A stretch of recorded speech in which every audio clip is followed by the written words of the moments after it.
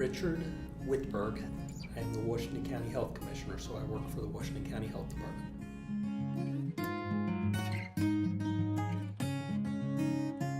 When you have a program that is aimed to make people healthier, say to reduce childhood obesity, you're trying to either increase activity levels or improve nutrition. And if you have a program to increase activity, you generally attract the people that are active. If you have something that is around nutrition, you attract the people that are already nutrition conscious. So the question that I have is, how do you get the inactive children active? How do you get the children that are not eating healthy? How do you get them eating healthier?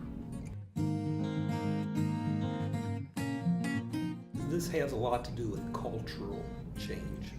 Cultural change is difficult. So this was a problem that was going to be very hard for the kids, and it was very interesting to see them try to chew on it, because the kids tended to try to simplify the problem, which is, I think, typical for anybody. You want to try to break it down into something that is solvable. I think they hit all the facets. They just hit them separately. We had 3 different groups. One group did things that were targeted at the family, another group did things that were targeted at the school, and the third group did things that were targeted around the community. And that's not the way we assigned it. We told them to solve the problem, and that's the way they did it. And actually, if you combine the 3 together, I think you do start solving the problem. The conversation in public health these days generally revolves around things having to do with policies, systems, and environments. Those are the 3 words that you hear all the time. A lot of these public health issues can be certainly impacted by policy.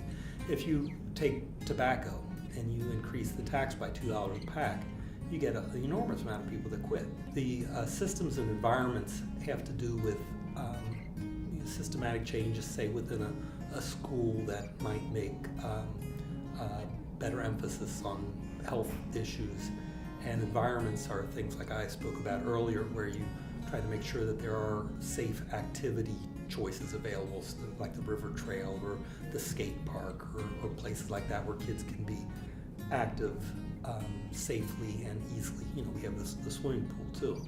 You see, this policy, systems, and environment conversation really evolved from urban areas, and I think that in Appalachian areas and perhaps rural areas, that there's another facet that comes into that, and that's leadership.